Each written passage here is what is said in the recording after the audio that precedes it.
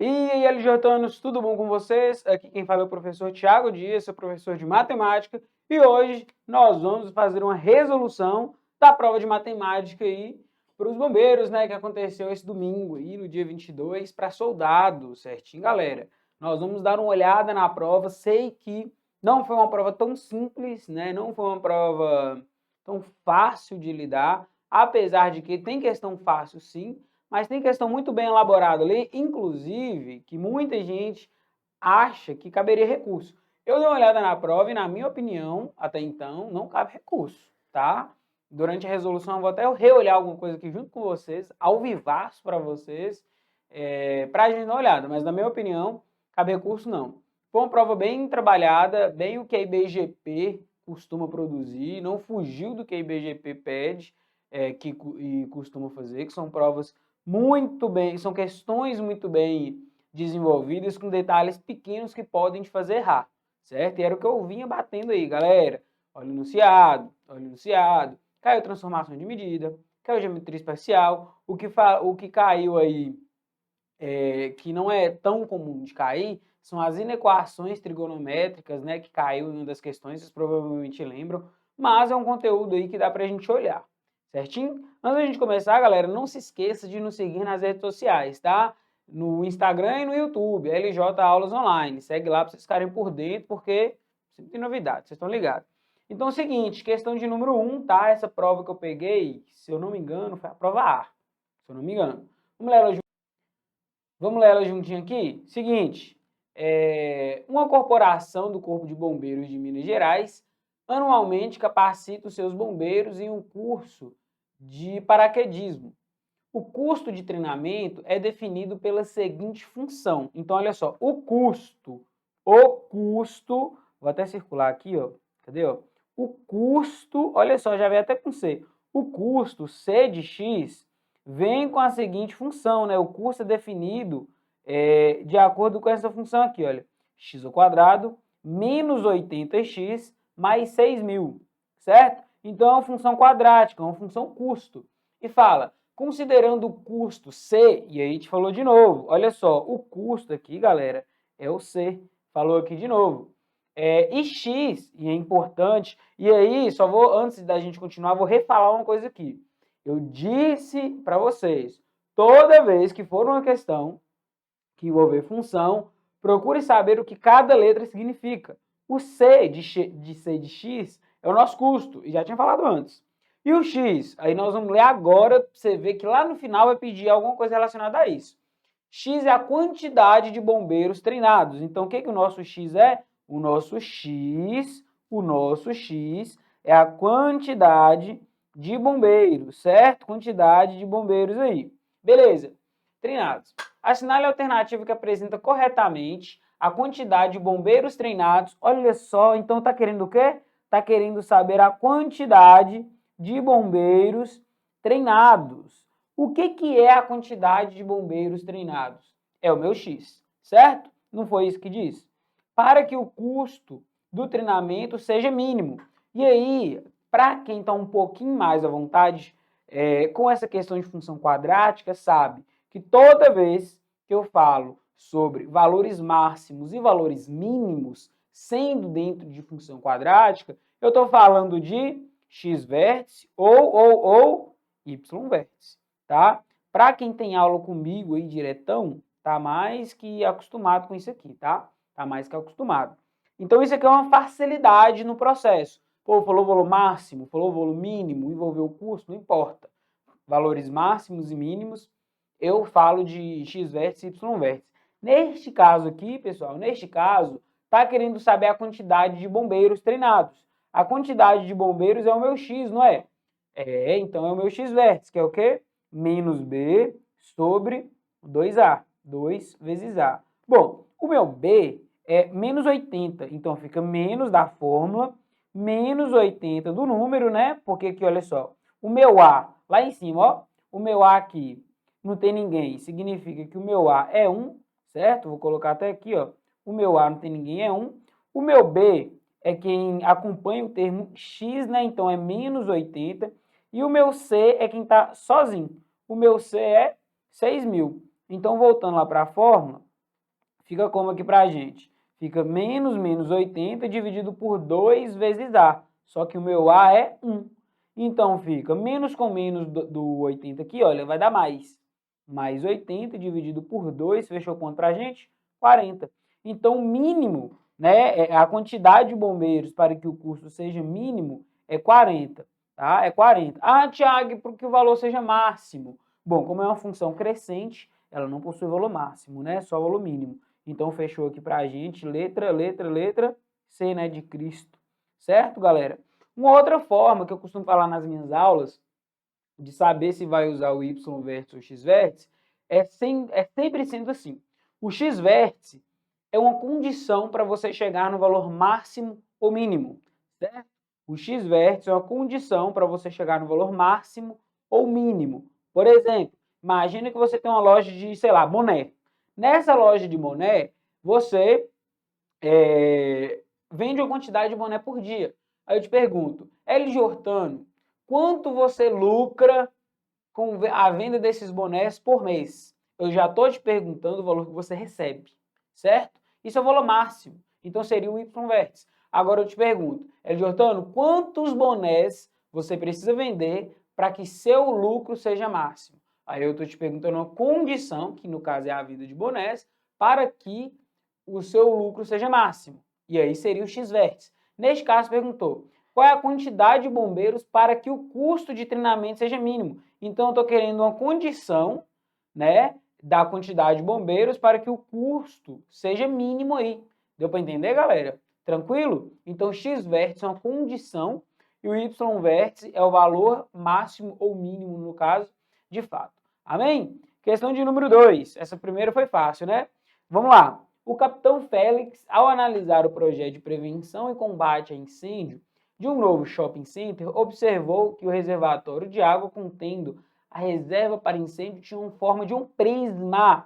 Prisma. Falou que é prisma, você deve ter que calcular volume. Como é que calcula área? Volume de um prisma, né?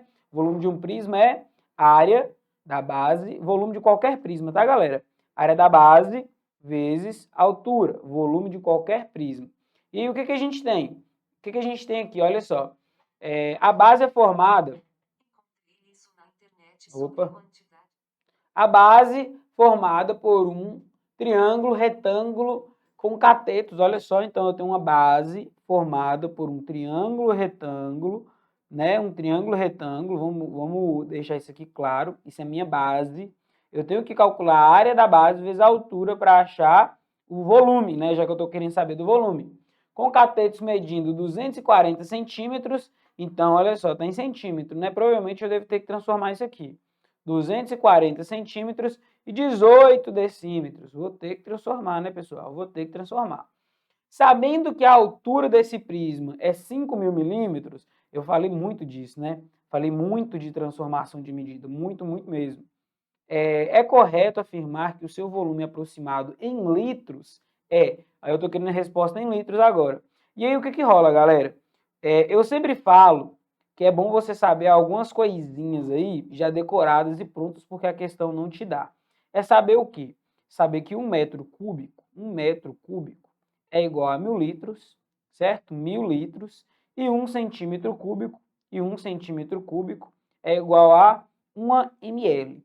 E aí, seguinte, aqui vocês estão vendo pelas respostas que todas as respostas estão em litros, não estão em ml. Então, é muito mais vantajoso eu transformar para metro, porque para metro cúbico já transforma para litro direto. Então, 240 centímetros, transforma para metro. E aí tem aquela escalinha, né? Eu vou começar aqui, mas a gente vai resolver em outro canto. Olha só, temos a escalinha. Deixa eu pegar outra cor. Olha só, quilômetro, hectômetro, decâmetro, lembra disso? Decâmetro, metro, decímetro, centímetro e milímetro, certo? Quero chegar a todos em metros. Então, olha só, centímetro para metro pula 2 casas, tá vendo? Então, 240 centímetros, na verdade, é 2,4 metros. Andou 2 casas para frente. Decímetro, tá aqui, né, galera? Decímetro pula uma casa só, olha só. Decímetro tá aqui. Decímetro pula uma casa só, certo? Então, fica o quê? 1,8 metro. Então, vamos já puxar isso aqui e deixa eu abrir uma nova aqui para a gente já ficar no jeito. Olha só, então eu tenho um triângulo retângulo, certo? Essa é a base do meu prisma, certo, galera? A base. Falou que é um prisma, que é a base, é um triângulo retângulo e a altura é 5.000 milímetros. Então, os catetos são, aqui formam um ângulo de 90 graus, 2,4 metro e 1,8 metro, né, que era 18 decímetros. E aqui a gente vê, galera, que a altura do prisma, porque olha só, o volume é a área da base vezes a altura. A base é um triângulo retângulo, então eu tenho que calcular a área de um triângulo retângulo. E depois eu multiplico isso pela altura, que no caso é 5.000 milímetros. Milímetros para metro, vamos contar aqui junto comigo, ó. 1, 2, 3 casas, certo? Então eu corto 5 zeros. Então, na verdade, eu tenho 5 metros de altura. Então, é um prisma que a altura dele é igual a 5 metros, certo? Para calcular a área, galera, de qualquer triângulo, de modo geral, é base vezes a altura dividido por 2. Ah, Thiago, mas eu posso fazer isso num triângulo retângulo? Posso. A base é sempre perpendicular à altura. Então, olha só, a gente tem que 1,8 é perpendicular, porque forma 90 graus aqui, olha, forma 90 graus, ao 2,4. São perpendiculares? São. Então, eu posso dizer que um é base e que o outro é altura. Qual que é a base, qual que é a altura, Thiago? Tanto faz, se rodar o triângulo vai mudar, certo? Então, fica base, 2,4, não importa qual que seja, vezes a altura, dividido por 2, né? Área do triângulo aí, base vezes a altura dividido por 2. E aí, como é que a gente calcula isso aqui? Eu posso simplificar minha conta, né? 2,4 dividido por 2 é 1,2, né, galera? Dá para fazer de cabeça. Vezes 1,8. O que restou para a gente fazer? Multiplicar 1,2 vezes 1,8. Então, vamos lá. 1,2 vezes 1,8. Rapidinho de cabeça, ó. 8 vezes 2, 16, vai 1. 8 vezes 1, 8, com 1, 9. 1 vezes 2, 2. 1 vezes 1, 1. Fechou conta aqui pra gente, olha só. 6, 2, 9 mais 2, 11. Vai 1, 1 mais 1, 2. Tem duas casas decimais, eu coloco puxo duas casas decimais, né? 2,16, então, aqui, olha, metros quadrados, né? Porque eu estou falando de área, metros quadrados. Aí, isso é a área da minha base. Para achar o volume, é igual à área da base, vezes a altura, que a gente já descobriu que é 5, né? Porque é 5.000 milímetros, 5 metros. Então, vou fazer aqui, olha só, 2,16 pode fazer como se não tivesse vírgula, tá? Vezes 5, tá? Beleza, galera? 5 vezes 6 dá quanto, galera? 5 vezes 6, 30, né? Fica o 0, vai o 3. 5 vezes 1, 5. Esse 0 meu aqui ficou bom. 5 vezes 1, 5. Com 3, 8. 5 vezes 2, 10. Puxa duas casas decimais aí, porque eu tenho duas casas decimais aqui. Dá 10,80, só que isso aqui tem metros cúbicos. Voltando lá para a questão, eu disse que 1 metro cúbico é igual a 1.000 litros. Então, é só pegar aquele valor lá e multiplicar por 1.000. Só que aí só tem uma opção, né, galera? 10.800 litros. Letra D aqui pra gente, ó. Certo? Aqui já tá a resposta ali, não precisava nem fazer mais conta. Certinho, galera? Tranquilo demais, não é não? Questão aí que envolve... A gente resolveu umas questões parecidas com essa umas 3 vezes. Então, dava para fazer. É complicadinho? É complicadinho. Mas dava para fazer. Amém? Amém. É isso. Vamos lá, questão 3, galera. Aqui para cima. Vamos embora.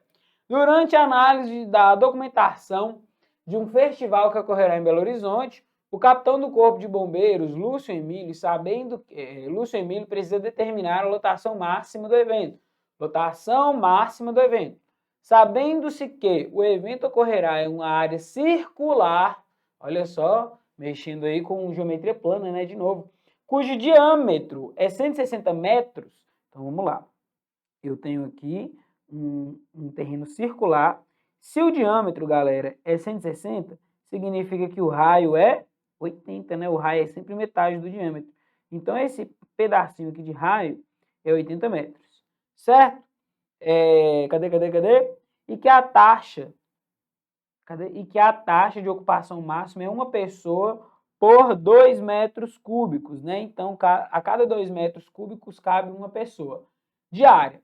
É correto afirmar que o número máximo de ingressos que poderá ser vendido nesse evento será de... E aí tem o dado, né, que π vale 3,14. Bom, eu tenho que saber a área disso aqui, né, galera? Como é que eu calculo a área de uma circunferência? Lembra aí?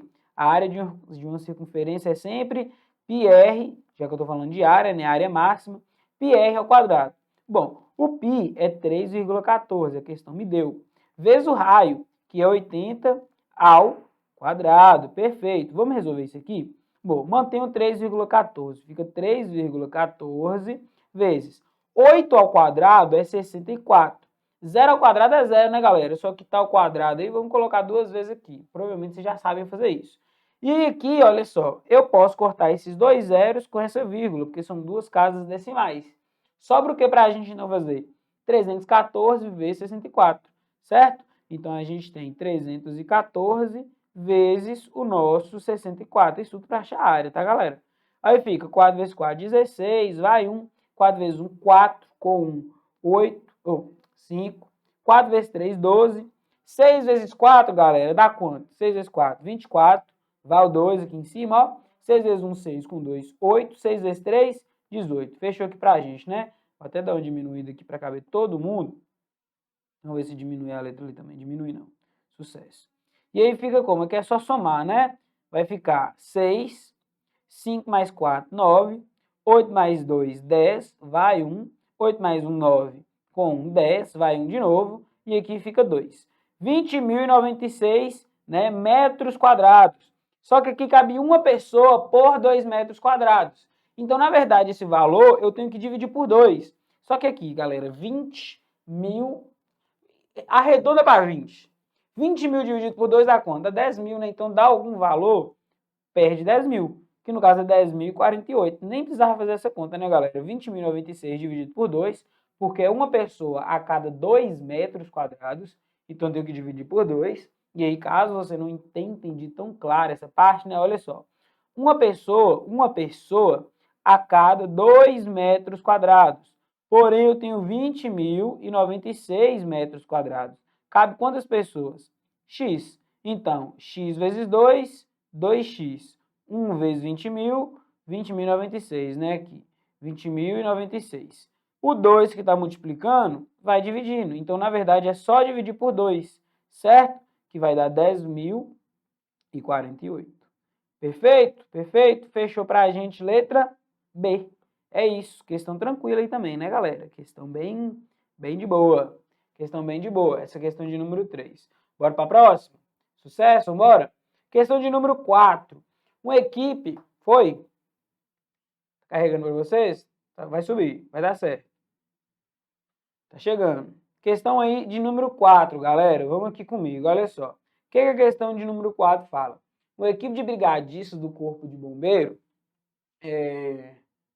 foi destinada para combater o incêndio na área de preservação ambiental denominada Pico dos Paivas. A previsão é de que 16 bombeiros conseguissem combater o incêndio em 10 horas. Olha só, 16 bombeiros. Eu não sei vocês, quando eu leio essas questões, eu já enxergo proporção. 16 bombeiros em 10 horas. Bom, alguma coisa vai mudar aí, né? De trabalho, né? 16 bombeiros em 10 horas de trabalho. Nesse contexto, assinale a alternativa que apresenta corretamente a previsão em horas de que o trabalho,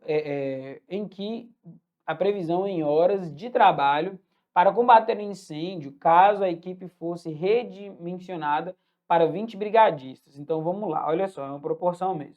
Bom, eu tenho duas grandezas, que são bombeiros, que é uma das grandezas, né, que eu tenho 16 bombeiros, e a outra grandeza que eu tenho é a quantidade de horas de trabalho, certo? Então, olha só, eu tenho bombeiros e tenho horas. Com 16 bombeiros, eu gasto 10 horas, certo? Com 16 bombeiros, eu gasto 10 horas. Só que agora eu estou aumentando a quantidade de bombeiros. Eu estou aumentando para 20 bombeiros, certo? 20 brigadistas aí. Se com 16 bombeiros eu gasto 10 horas, com 20 bombeiros eu vou gastar quantas horas? Eu vou gastar X horas, certinho? Vai aparecer para vocês, né? Tá dando sempre esse delayzinho aqui, galera, mas em algum momento vai dar certo. E já deu. E aí aqui, olha só, aí eu vou fazer uma pergunta muito sincera para vocês. Pensa aqui comigo. Se eu aumento a quantidade de bombeiros, galera, pensa comigo. Olha só, vou colocar uma setinha para cima, dando o sentido que eu estou aumentando. Se eu aumento a quantidade de bombeiros, vocês acham que a quantidade de hora que eu vou precisar para terminar o serviço é maior ou menor? Olha só, se eu aumento a quantidade de bombeiros, eu vou precisar de mais horas ou de menos horas no serviço lá? Menos horas, né? Faz sentido na cabeça suas? Na minha faz, né? Quanto mais bombeiros eu tenho, menos horas eu gasto. Então, quanto mais bombeiros, menos horas. Isso indica o quê? Que são grandezas inversamente proporcionais. Enquanto uma está aumentando, a outra está diminuindo. Deu para pegar? O que eu faço quando eu tenho grandezas aí inversamente proporcionais? Aqui tem x, eu posso manter. Uma delas eu vou ter que inverter, na verdade, né? Que é simples. Então, olha só, eu posso colocar 10 sobre x, manter o 10 sobre x, e o 16 sobre 20, eu vou colocar o inverso. Vou colocar 20 sobre 16. Ah, Thiago, eu deixei o 16 sobre 20, coloquei x sobre 10. Troquei a ordem, foi do x. Faz diferença? Não, tá? Faz diferença não. E aí, o que a gente faz aqui? Multiplica, multiplica, cruzado, né, galera? Multiplica cruzado. E aí, o que a gente tem? 20 vezes x, 20x. 16 vezes 10, 160. Certo, galera? 20 vezes x, 20x. 16 vezes 10 é 160. Bom, tem zero dos dois lados, né? A gente pode cortar esse zero aí dos dois lados. Certinho, galera? Já vai aparecer aí para vocês. Olha só. Aí, foi. O 2 que está multiplicando passa dividindo. Então, x é igual a 16 dividido por 2. Então, x é igual a quanto? Quanto que é 16 dividido por 2? 8. Então, são 8 horas necessárias aí para terminar o serviço. Será que faz sentido? Né? Essa é a pergunta. Será que faz sentido? Porque pensa comigo. Eu aumentei a quantidade de bombeiros. Então faz sentido que o tempo diminua, né, galera? Se eu aumentar a quantidade de bombeiros, faz sentido que o tempo diminua. Se aumentasse o tempo, não faria sentido eu se mantesse o mesmo tempo. Tanto é que aí, ali já descartaria a letra C e a letra D, né? 10 e o 12. Se fosse para chutar, claro, mas eu tenho certeza que vocês não chutaram. Estava tranquilo essa questão. Certo?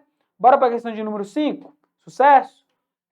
Com o objetivo de determinar o dimensionamento e otimizar o atendimento da equipe e dos serviços prestados pelo Corpo de Bombeiros, o setor de infraestrutura fez um levantamento de crescimento da população de determinada cidade. Sabe-se que nessa cidade a população atual é de 2 milhões de pessoas e cresce 5% ao ano. Grande. Se a taxa de crescimento mantiver correto, e afirmar que a população aproximada nessa cidade daqui 25 anos será de, e deu que 1,05, aqui tá errado, galera, mas é 1,05, na prova vocês viram, né? Esse pedacinho aí, ó, é 1,05 elevado a 25, tá? Foi eu que coloquei errado. 1,05 elevado a 25, certo? Que é 3,3864. Certo? É 1,05 elevado a 25, só para ficar bem mais claro aí para vocês. Perfeito? Então vamos lá, olha só. É uma questão que dá para ver que é uma questão de juros, né? É uma questão de juros. Todo ano cresce 5%. Então, ano que vem vai crescer 5%.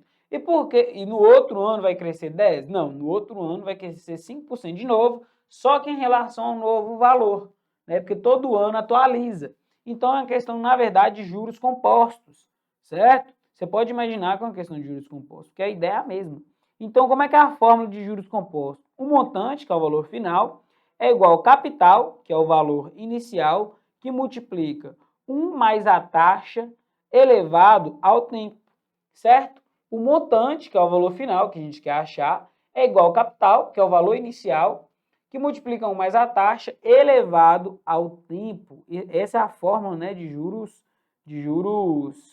compostos, certo, galera? Nós vamos usar ela. Então, deixa eu diminuir ela aqui para a gente já começar a desenvolver. Olha só, o que a gente tem? O montante eu quero descobrir, eu não sei quanto que vale, né? Eu quero descobrir. O capital é o valor inicial, é o que eu comecei, que no caso falou que era 2 milhões, certo? Falou que a população atual é de 2 milhões. Mas eu não vou usar 2 milhões que tem muito zero, né? Eu vou arredondar. Arredondar para quanto? Para 2, certo? Então, eu vou dizer que o meu capital é 2, que multiplica 1 mais a taxa, certo? 1 mais a taxa, que no caso é 5%, eu coloco em formato de decimal, que é 0,05, certo? Que aqui 0,05 é 5% em formato de decimal, elevado ao tempo. E no caso o tempo é 25 anos, certo, galera? E é isso. Essa é a continha que a gente tem que fazer, certo? Então, o nosso montante é igual a 2, que multiplica 1,05 elevado a 25. Essa é a informação que, inclusive, deu para a gente, né? Tá demorando uma carregadinha, pessoal, mas é por conta da internet, tá? Tá dando uma variaçãozinha de internet, mas tá rolando, vai dar certo. Então, a gente tem 1 mais 0,05, que é a nossa taxa, elevado ao tempo, que é 25. Então, a gente tem 2 vezes 1,05 elevado a 2 vezes 1,05 elevado a 25, e a gente já sabe que 1,05 elevado a 25 é 3,3864, a questão deu. Então, o montante é igual a 2 vezes 3,3864, certo? Já dá para saber isso aí. A questão deu isso para a gente. Então, qual que vai ser o valor final aqui do nosso montante? Qual vai ser o valor final? O montante vai ser igual, neste caso, 2 vezes... já vamos colocar aqui para multiplicar, só para vocês enxergarem, mas dá para fazer de cabeça, né? 3,864 vezes 2. Né? Multiplicar por 2 é facinho. Fica 2 vezes 4, 8, 2 vezes 6, 12, vai o 1, 2 vezes 8 é 16, com 1, 17, vai 1, 2 vezes 3, 6, com 1, 7, 2 vezes 3, 6, né? Isso aqui, galera, só que está em milhões, né? Então, vai para 6 milhões, 700 e poucos mil, e tananã. E aí, como aqui está querendo a população aproximada, não está pedindo exato, qual que é o valor mais aproximado aí deste valor? Já vai aparecer para vocês, tá, gente? De 6 milhões 700 e poucos mil. 6 milhões e 800, né, galera? Porque está pedindo a resposta aproximada, não está pedindo a resposta fechadinha. Então, fechou aqui, olha, letra B. Fechou, fechou, fechou? Muito simples, muito fácil, muito belo. Não é não? Bora para a próxima, questão 6. Essa aqui, a 6, veio de graça, né? Essa aqui foi tranquila. Claro, tinha análise de gráfico aí, mas dava para fazer. O gráfico a seguir representa o consumo de bateria do equipamento alargador elétrico utilizado pelo Corpo de Bombeiros na retirada de vítimas presas em ferragens em acidentes automobilísticos por um prazo de 5 horas, certo? Por um prazo aí de 5 horas. Supondo que o consumo se mantenha no mesmo padrão, até a bateria se esgotar, assinale a alternativa que apresenta corretamente a quantidade de horas do uso, a quantidade de horas de uso que são necessárias para o nível da bateria atingir 5%, certo? Então, olha só, vamos voltar lá. Imagina que a gente tem aqui, tá lá no início, certo? Só, novamente, internet aí, tá, galera? Eu vou ver se eu consigo dar um jeito aqui pra gente resolver isso mais rápido.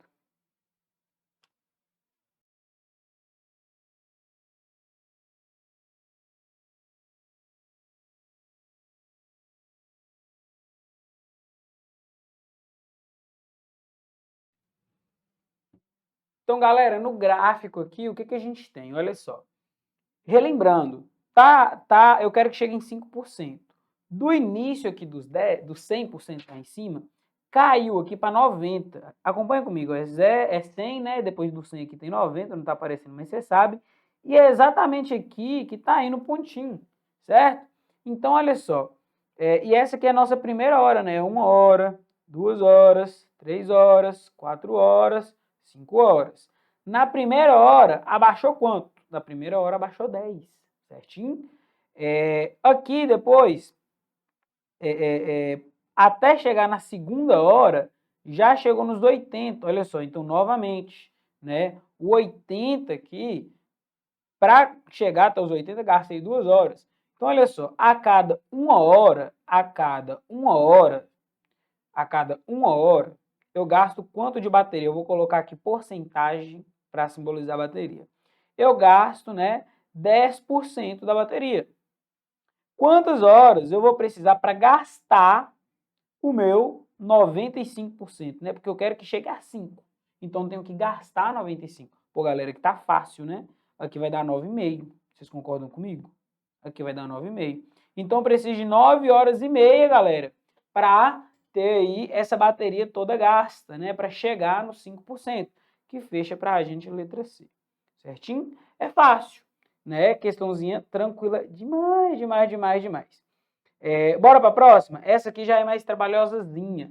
Fala o seguinte: João, durante 10 anos, deixou o valor inicial de R$ 10.000 aplicado a uma taxa simples de 1% ao mês, gerando um montante X. Juros simples, tá, galera? Então já vamos calcular aqui. Vocês lembram da fórmula de juros simples? A fórmula de juros simples é o quê? Jesus Cristo enxerga tudo, né? Então vamos lá? A fórmula de juros simples é Jesus Cristo, olha só, Jesus Cristo enxerga tudo. Essa é a fórmula nossa de juros simples, tá? Então, para eu achar os juros, eu pego o capital, que no caso ali era 10.000, né? Eu pego o capital, 10.000, multiplico pela taxa, que falou que, ó, é 1%, né? É 1%, 1 por 100, vezes o tempo. O tempo é quanto? O tempo é quanto? Cadê? Falou no tempo de 10 anos, só que a taxa está em mês. A taxa está em mês, né, galera? 10 anos tem quantos meses? 10 anos tem 120 meses, né? Com certeza. Então, olha só, quanto teve de juros? De juros, tá? Falando de juros. Quanto teve de juros? Esses 2 zeros que estão aqui embaixo, eu posso cortar com 2 zeros aqui em cima, não posso? Sobra o que, então? Sobra 100 vezes 120. É só adicionar zero. Então, fica 120 e adiciona os 2 zeros aí, olha só. Né? Que no caso dá 12.000. De juros, teve 12.000. Só que de montante teve quanto? Montante, galera, é seu valor final. É o valor que você investiu lá no início, que a gente chama de capital, adicionados do que rendeu, que a gente chama de juros. Então, o montante final é igual a 10.000 mais 12.000, que no caso dá 22.000, né, gente? Por quê? Eu investi 10.000 no início e tive uns juros aí de 12.000. No final, então, o meu montante foi 22.000, né, galera? Facinho demais. Isso aí para a gente começar, né? A gente já leu o início da questão e já fez esse pedaço aí. Vamos ver o que a gente consegue fazer a partir daqui, tá? Nesse contexto, assinale a alternativa que apresenta corretamente a taxa de juros. Então, o que eu estou querendo achar? Eu estou querendo achar a taxa de juros mensal. Para produzir o mesmo montante, caso, então, eu vou produzir o mesmo montante, que no caso o mesmo montante, ó, 22.000. Caso se aplicasse o valor a uma taxa de juros composto durante o mesmo prazo. Então, olha só, vamos colocar a fórmulazinha de juros compostos aqui, que a gente já viu na outra questão, né? Segunda questão aí que envolve juros, que é montante igual capital, que multiplica 1 mais a taxa, dentro do parêntese, né, elevado ao tempo, certo? Bom, o montante final que eu quero é 22.000, certo? Porque o valor que eu quero que seja o mesmo. Então, eu quero 22.000 no final. O capital foi 10.000, é o mesmo capital, né, galera? Falou que são as mesmas condições. 10.000, que multiplica 1 mais a taxa, que eu não sei quem é minha taxa, eu estou querendo descobrir, elevado ao tempo, que é 120, certo? Bom, esse 10.000, ele está multiplicando aqui, não está? Ele passa para cá, dividindo. Então, a gente tem 22.000 dividido por 10.000, certo? Dividido por 10.000. Isso é igual a 1 mais a taxa elevado ao tempo, que no caso são 120 meses. Bom, vamos cortar esse zero. Esse zero corta com esse zero, esse zero corta com esse zero, esse zero corta com esse zero. Fica 22 dividido por 10, que é 2,2, né, pessoal? 2,2 igual 1 mais a taxa elevado ao tempo. 1 mais a taxa elevado ao tempo. E a gente tem o que agora? Vamos encurtar isso aqui mais um pouquinho para a gente ter mais espaço novamente. Olha só, o que a gente tem? Eu posso pegar esse 120 e transformar ele em formato de raiz. Então, vai ficar raiz de 2,2, só que a raiz de índice 120, né? Com isso, eu consigo tirar o 120 do outro lado. Não é assim que a gente faz? Quando está ao quadrado, eu passo do outro lado em formato de raiz quadrada. Neste caso, o expoente é 120, então eu passo para esse lado em formato de raiz, só que de índice 120. Esse 1 está positivo, vai negativo. Então, minha taxa, que é o que eu quero descobrir, é raiz de 2,2 de índice 120, né, galera? De índice 120. O 1 que estava positivo vai negativo. Essa é minha taxa. Vamos ver se tem essa opção? Tem que ter, né, galera? Senão, dá errado. A resposta fica sendo a letra C, olha só, bonitinho aqui, ó. Letra C. Amém? Amém, amém, amém? É isso, galera. Muito simples, muito fácil, muito belo. Questãozinha 8, questão de log. Olha só que delícia, né? Questão de log, galera. Para muitos é um problema, para outros nem tanto. Vamos ver? Bom, então o que a questão fala, né? Questão de número 8. É correto afirmar que a inversa da função f de x igual a log de 2x mais 1 na base 2 mais log de 3 na base 2 é. Aqui, galera, são duas coisas que a gente vai usar. É propriedade de log, certo? E como achar a inversa de uma função. Vou pegar um exemplo bem simples, bem rapidinho. Olha só, imagina essa função. F de x igual a 2x mais 3. Aí eu quero a inversa dessa aqui. Toda função inversa, toda função que admite inversa, para começar, ela deve ser, né? Ela deve ser, para uma função admitir inversa, né? Ela deve ser aí bijetora, certo? Para admitir inversa. Isso aí é uma coisa que eu ainda vou olhar, se essa função é bijetora, mas provavelmente é. Se eles colocaram, provavelmente essa função de log é bijetora. Eu ainda vou olhar isso, porque talvez nisso aí, é o que eu tinha comentado lá no início da aula, é uma possível coisa que poderia cair recurso. E eu não olhei, que foi muito rápido, né, galera? Como é que eu acho a inversa de uma função? Já falando disso agora. Para achar a inversa de uma função, esse f de x eu troco por y, certo? F de x eu troco por y, que é a mesma coisa, né? Como você já sabe, falar f de x e falar y é igual. E eu vou isolar o x. Então, esse 3 que está positivo vai para lá negativo. Isso é igual a 2x. Esse 2 que está multiplicando vai dividindo. X é igual a y menos 3 dividido por 2. Aí eu troco o x pelo y, né? Aí fica y sendo x menos 3 sobre 2. E esse novo y aqui é a inversa lá, ó. É a inversa do nosso x, certo? F de x. Então, o que eu tenho que fazer para achar a inversa de uma função, galera? Eu tenho que isolar o x. Ô, Tiago, só que aí você pegou pesado. Aqui eu tenho uma soma, né? O que eu vou arrumar com esse trem? Tá de log, eu não sei mexer com isso. Misericórdia. Vamos dar um jeito. Primeira coisa, vocês conseguem reparar aqui comigo que essa base é igual? Aqui a base é 2, aqui a base é 2, certo?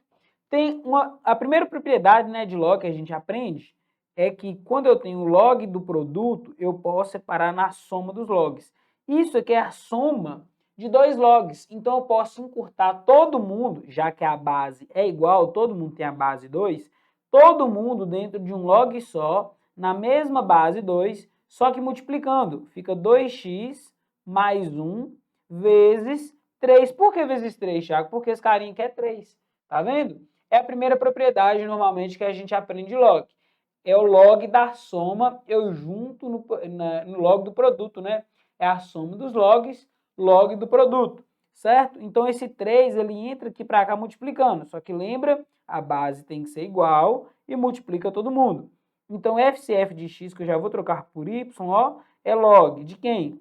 De 2x vezes 3 dá 6x, certo? 1 vezes 3, 3. Na base quem? Na base 2.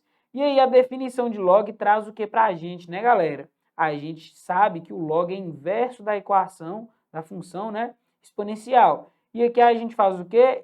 Regrinha do coração. Esse y eu vou trazer para o lado de cá só para vocês entenderem, ó. Por que eu chamo de regra do coração? Vou colocar esse y do lado de cá. Regrinha do coração é essa aqui, olha só. Tem gente que fala regrinha da bunda, mas não, tá, galera? Do coraçãozinho. Eleva e iguala, galera. Eleva, aqui, olha só. Eleva. Depois que eleva, iguala, tá bom? Eleva, iguala. Eleva, iguala. Então, 2 elevado a y, porque a gente eleva, e depois iguala, é igual a 6x mais 3. Agora eu consigo isolar o x. O 3 que está somando vai subtraindo. Então, é 2 elevado a y menos 3 igual a 6x. O 6 que está multiplicando vai dividindo. Então, x é igual a 2 elevado a y menos 3 dividido por 6, né? Que o 6 estava multiplicando, vai dividindo. Então, cuidado que esse 3 aqui não está no expoente não, né, gente? Pelo amor de Deus. Aí é só trocar o y pelo x. Y é igual a 2 elevado a x menos 3 dividido por 6. Lembrando que esse novo y aqui, olha, é o nosso f a menos 1 de x, né? Que é a inversa. E essa é a nossa resposta. Fechou aqui, ó. 2 elevado a x menos 3 sobre 6. Que no caso da letra B, né? Olha só para você ver como é que a B e a C só muda o expoente. Tá vendo?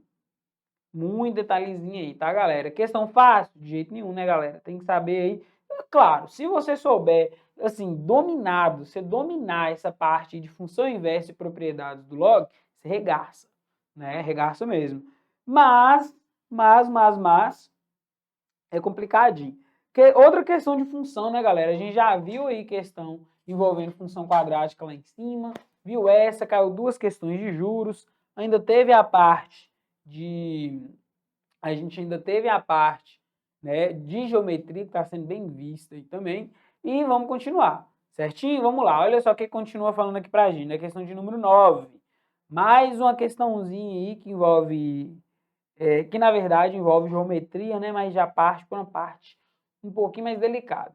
Dois lados de um terreno cuja forma é um triângulo medem 30 e 20. Olha só, falou que é um triângulo. Falou o tipo do triângulo? Não. Falou que é um triângulo. Ah, Thiago, eu posso dizer que é um triângulo retângulo? Não. Falou que é um triângulo retângulo? Não. Falou que formando um ângulo de 60. Então, olha só, eu tenho um triângulo, certo? Deixa eu pegar aqui uma coisinha. Eu tenho um triângulo. Aí, nesse triângulo, não fechou, né? Tem que fechar. Olha só, nesse triângulo que eu peguei, um lado mede 30, um lado mede 30, certo? Um lado mede 30, o outro lado mede 20, o ângulo entre eles dois mede 60 graus, certo? Sabendo que o custo da cerca por metro é de R$100, então a cada 1 metro eu gasto R$100, assinale a alternativa que apresenta o valor que será gasto para cercar os 3 lados do terreno. Então eu preciso descobrir o valor desse lado aqui, somar os 3, né, e multiplicar por 100, porque por metro é R$100, certinho? Então eu tenho que descobrir o valor do terceiro.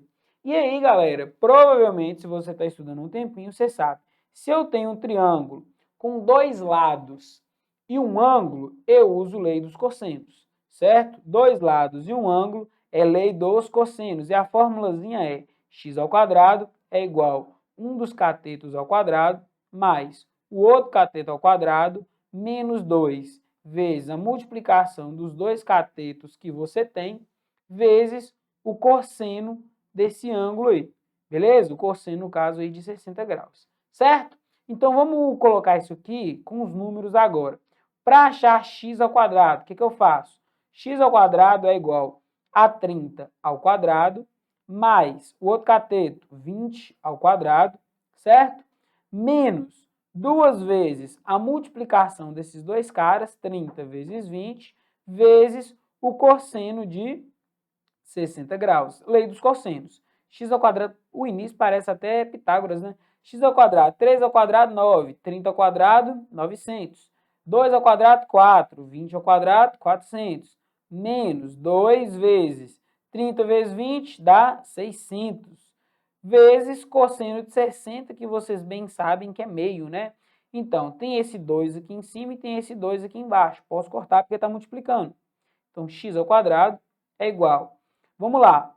Sobrou menos 600 aqui, olha, menos 600.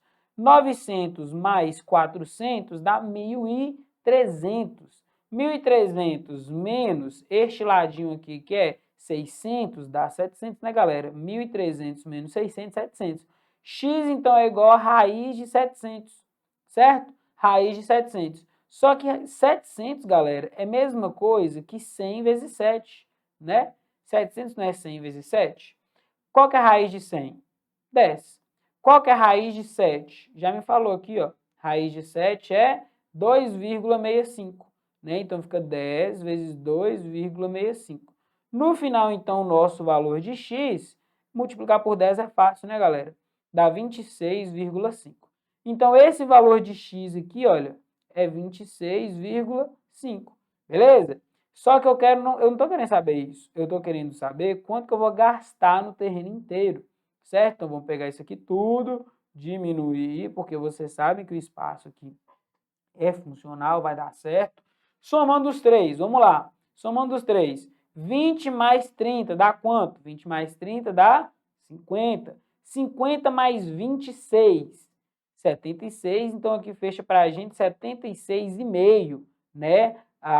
O perímetro, porque aqui eu estou somando todos os lados, é o perímetro. 76,5 metros. Só que 1 metro equivale a 100 reais que eu vou gastar. Então, como eu tenho 76,6,5, é só pegar isso aqui e multiplicar por 100, que vai dar quanto? 7.650, que eu vou gastar aí para cobrir todo o terreno, certo? Isso aqui tá tudo em dinheiro, né, galera? Agora, fechou pra gente quem? Letra D. É isso. Muito fácil, né não? Eu achei bem tranquilo essa aqui. Beleza, galera? Fácil demais. Número 10, número 10. Essa aqui, galera, essa aqui é delicada, é a nova aí, né? Equação trigonométrica. É um conteúdo complicado, vou ser sincero. Não é tão simples. Você tem que dominar bem trigonometria, você tem que dominar bem essa parte de equação, tá? É um detalhezinho aí complicado. Eu acho que muita gente deve ter saltado essa. Mas vou resolver, que eu acho que vai fazer sentido, um pouquinho de sentido na cabeça suas. Vamos lá. Assinale a alternativa que apresenta corretamente o conjunto solução para o sistema de inequação a seguir, em que x é maior que zero, menor ou igual a 2π. O que isso aqui significa, né? Vamos começar pelo começo. Maior ou igual a 0 graus, ou, agora eu já estou colocando em graus, né? X é maior ou igual a 0 graus e menor do que o π na trigonometria vale 180 graus. Como eu tenho 2π, é 360. Vocês concordam comigo que de 0 a 360 é uma volta completa na minha circunferência?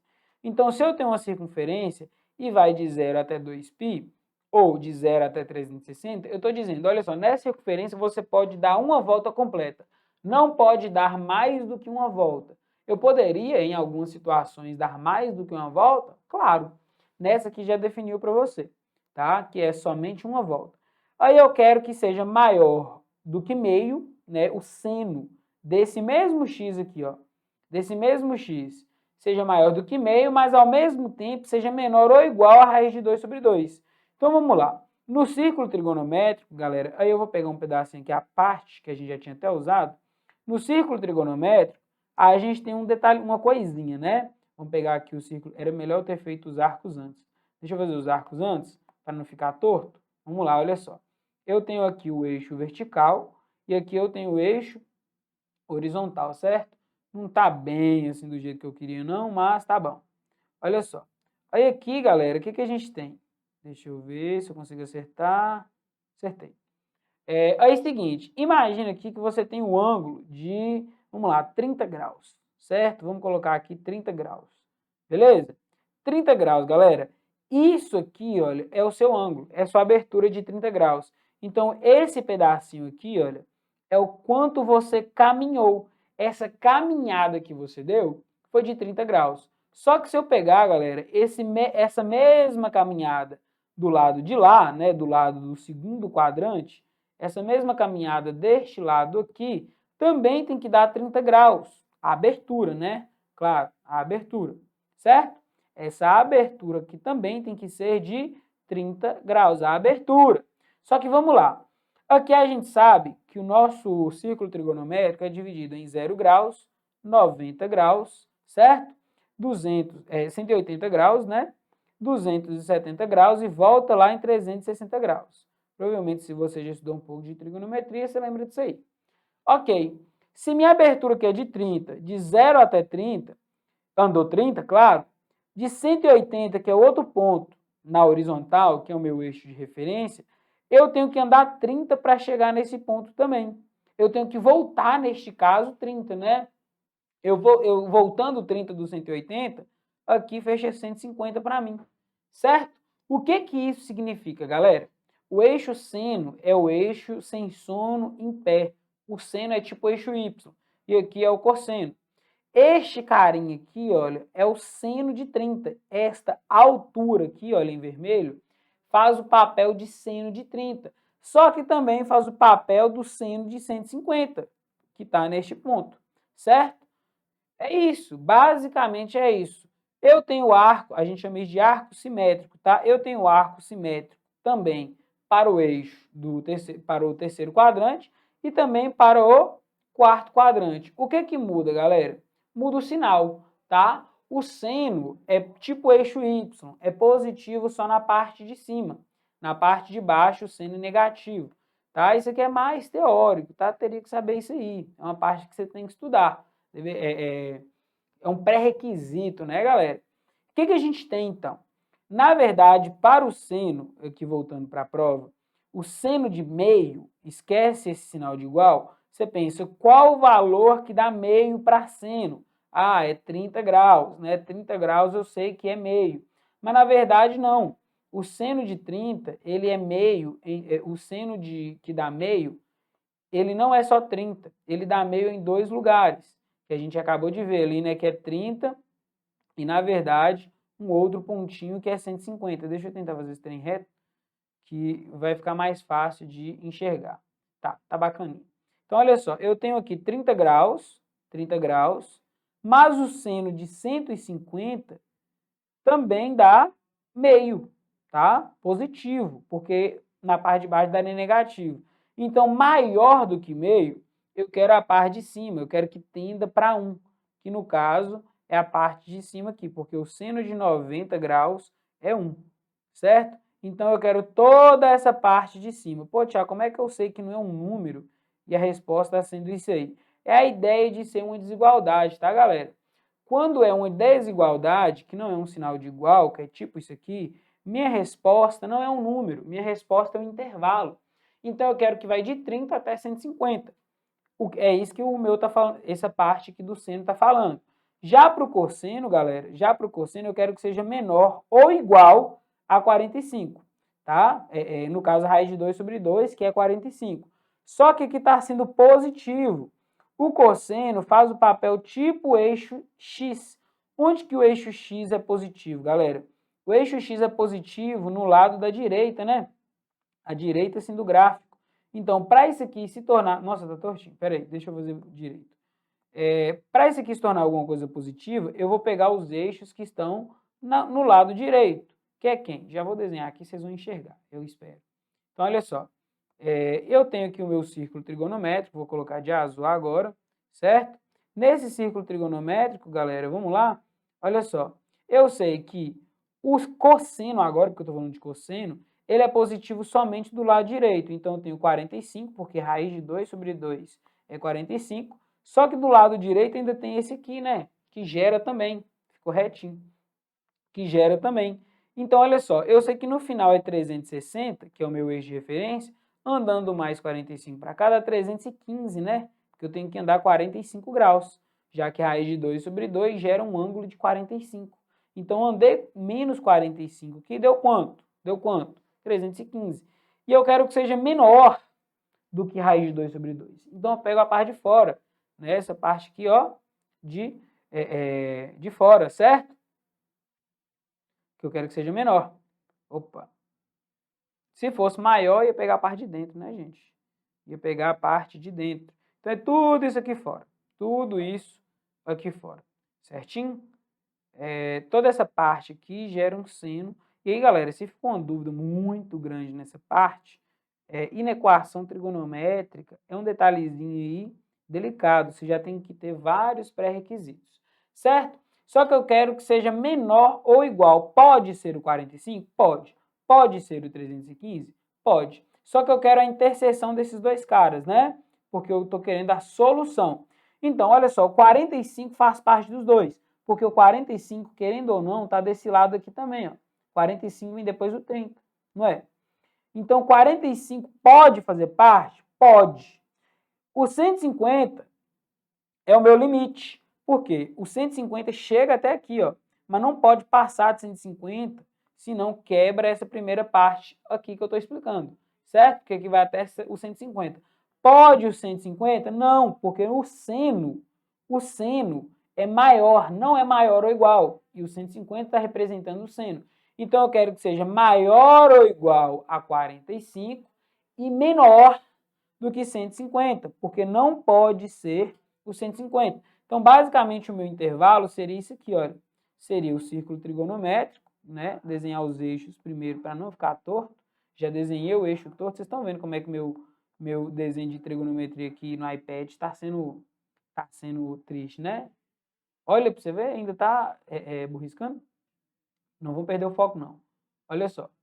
Trava na beleza. Nosso eixo vai ser o quê, galera? Eu quero que seja maior do que 45, maior do que 45, ou igual, né? Neste caso, maior ou igual a 45, só que eu quero que ele chegue somente até 150, só que não pode ser o 150. Então, basicamente, eu quero este pedaço aqui, certo? Este pedaço aqui de dentro, ó. Só que o 45 pode participar, certo? 45 pode participar. É isso que eu estou querendo explicar para vocês. Então, por isso que nossa resposta fica sendo o quê? Π sobre 4, galera, é pegar o π, que é 180, e dividir por 4. Bom, 180 por 2, 90 por 2 de novo, é 45. Então, 180 dividido por 4 é 45. Então, é π sobre 4 a primeira resposta. Menor ou igual. Tá bonitinho aqui, ó. Menor ou igual, porque pode ser o 45. 5π sobre 6, galera. Π é 180. 180 dividido por 6, né? 18 dividido por 6 é 3, então dá 30. 30 vezes 5, 150. E não é menor ou igual, por quê? Porque o 150 está fazendo o papel do seno aqui, olha. O 150 está fazendo o papel do seno e o seno só é maior.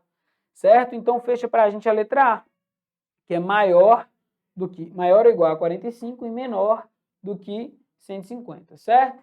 Galera, não é uma questão fácil, tá? Deixar claro aí, não é. É uma questão trabalhosa, aí tá aí o gabarito bonitinho pra vocês. É uma questão trabalhosa, leva um certo tempo para você entender e pegar essa solução, porém, existe esse caminho aí, tá? Inequação trigonométrica não é um tema fácil, não é um tema aí tão recorrente. A realidade é essa, não é um tema tão recorrente. A IBGP cobrando mostra que queria tirar um pessoal, tá? Que queria deixar isso de forma mais específica. De modo geral, a prova não foi uma prova extremamente complicada. Só que, como vocês podem ver, bem conteudista, né? Ela é bem... Você lê a questão, você já sabe mais ou menos que rumo você precisa tomar. Principalmente nessas questões de geometria. Ou você lê e sabe o que precisa fazer, ou você lê e simplesmente fala assim, pô, isso aqui realmente eu não sei. Ela é bem específica. Então, para quem está estudando essa parte teórica, aplicando nas questões da IBGP, eu imagino que não tenha tido grandes problemas na maior parte da prova, certo? Como eu disse para vocês, a única que eu olhei, que eu vou reolhar novamente, que poderia ter alguma coisa relativo a recurso, que eu acho, na verdade, que não tem, e é a minha opinião, mas eu vou reolhar aqui, essa questão de log. Se essa função não for bijetora, ela não encaixa inversa, ela não recebe inversa. Se ela não recebe inversa, não tem por que a gente calcular a inversa dela. Mas se a IBGP colocou, provavelmente é porque cabe. E provavelmente é mesmo, tá? No mais é isso, galera. Não tem muito mais do que falar sobre a prova. Foi uma prova bem boazinha de fazer. Não estava fácil, mas também não estava impossível. para quem estava aí na prática, né, na risca aí. E é isso, galera. Eu espero que vocês tenham gostado. Não esquece de seguir a gente nas redes sociais e até a próxima.